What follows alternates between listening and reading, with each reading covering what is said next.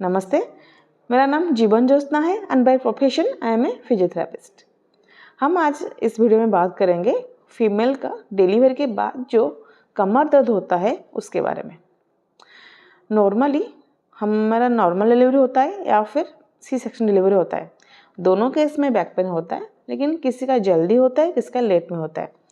Normal C section case में हम देखते हैं कि बहुत अर्ली स्टेज में बैक पेन शुरू हो जाता है और सबका यही सोचना है कि हमें डिलीवरी के टाइम पे कमर में स्पाइनल कॉर्ड में इंजेक्शन लगा दिया इसलिए हमारा बैक पेन हो रहा है। मैक्सिमम लोगों का वही थॉट है, लेकिन ये गलत चीज़ है, ये एक रॉन्ग परसेप्शन है, मिथ है। ये हमारा जिस पार्ट में कमर में इंजेक्शन दिया जाता है वहाँ पर कोई भी स्पाइनल कॉर्ड नहीं होता है।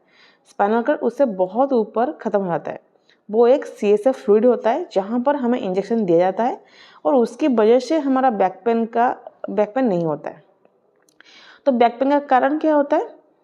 जब हम डिलीवरी हो जाता है, बहुत सारे केसेस में पेशेंट को डॉक्टर्स एडवाइस करते हैं कि 20 दिन या फिर 1 महीने के लिए आप बिना पिलो के सो जाना, लेकिन बहुत केसेस में मदर्स वो फॉलो नहीं कर पाते हैं।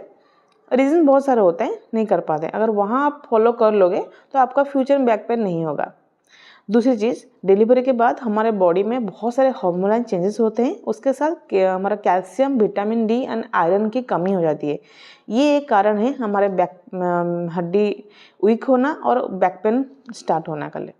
दूसरी चीज़ होता है, डिलीवरी के बाद हम जो पोस्चर में बच्चे को संभालते हैं, क्या घर का काम करते हैं, कुछ भी करते हैं, वो एक बैड पोस्चर होता है।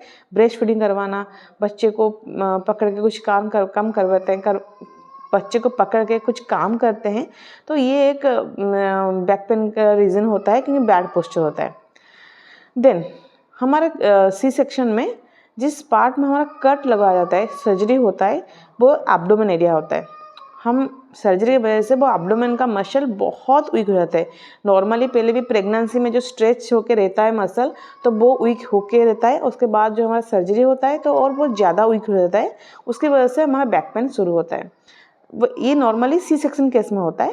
एंड हमारा जो नॉर्मल डिलीवरी होता है वहाँ पर हमारा वैजिना के आसपास जो मसल होता है, वैजिना से अनस तक, वो बहुत वीक हो जाता है, तो उनको भी बैक पेन होता है, लेकिन अर्ली स्टेज में नहीं होता है, थोड़े दिन बाद होता है। मल्टीपल डिलीवरी के बाद उन्हें बैक पेन होता है। तो अभी हम बैक पेन के लिए क्या कर सकते हैं? पहली चीज़, कैल्शियम।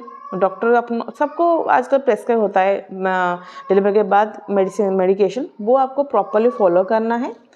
दूसरी चीज़, गुड पोस्चर पे ब्रेस्ट फीडिंग करवाना है। जैसे आपको घर में कुछ काम कर रहे हैं तो बैड पोस्चर नहीं हैंडल करना है।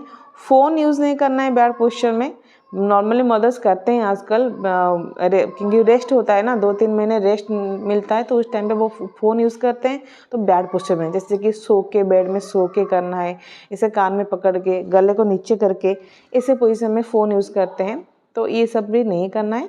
उसके साथ पहले जो आपका 2 से 3 महीने में ब्रिस्क वॉकिंग करना है, ज़्यादा फोर्सफुल एक्सरसाइज नहीं करवाना है, लेकिन 3 से 4 महीने होने के बाद फिजियोथेरेपिस्ट से कंसल्ट करना है। आपको प्रॉपर मसल एग्जामिन करेंगे, वो कौन सा मसल कितना वीक है, वो आपको एडवाइस करेंगे किस टाइप पे एक्सरसाइज करवाना है, और आप उसको करके आपका मसल स्ट्रॉन्ग करवा सकते हैं।